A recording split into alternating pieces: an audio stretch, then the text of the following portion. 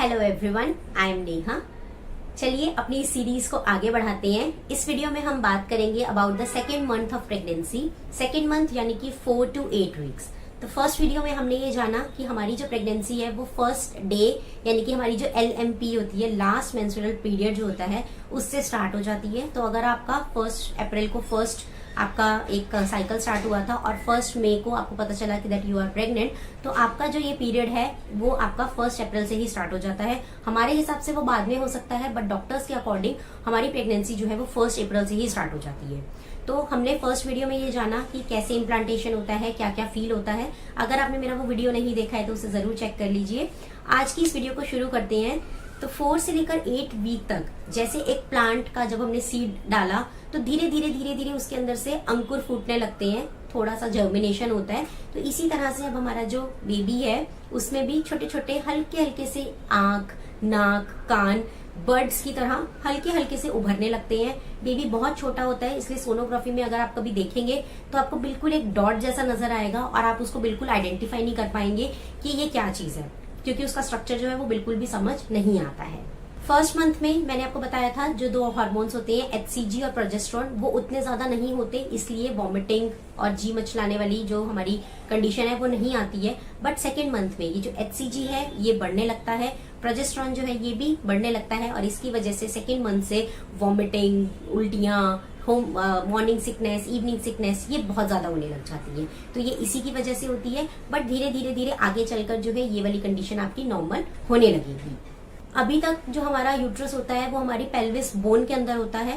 बाद में जब वो धीरे धीरे ऊपर आने लगेगा, यूट्रस जब ऊपर बढ़ने लगेगा, तो जो हमारा पेट है तब वो दिखने लगता है।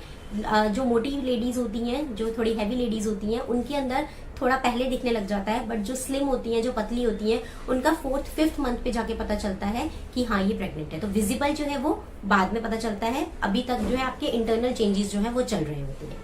धीरे धीरे जैसे जैसे आपका यूट्रस ग्रो करने लगेगा तो आपके यूरिन ब्लैडर के ऊपर थोड़ा प्रेशर और ज्यादा बढ़ने लगेगा। तो आपको यूरिन का जो आपकी फ्रीक्वेंसी है वो और ज्यादा बढ़ने लगेगी। आपको बार बार ऐसी अर्ज होगी कि आपको वॉशरूम जाना है। तो ये बहुत ही कॉमन सिम्टम है।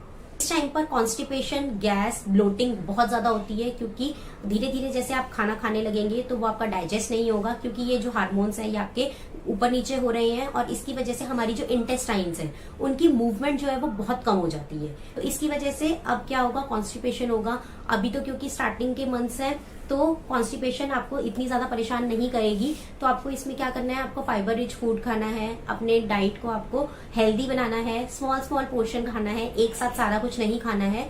बट आगे चलकर ये वाली प्रॉब्लम जो है ये और ज्यादा बढ़ती है, क्योंकि हमारे हार्मोन लेवल्स और ज्यादा हाई होते हैं।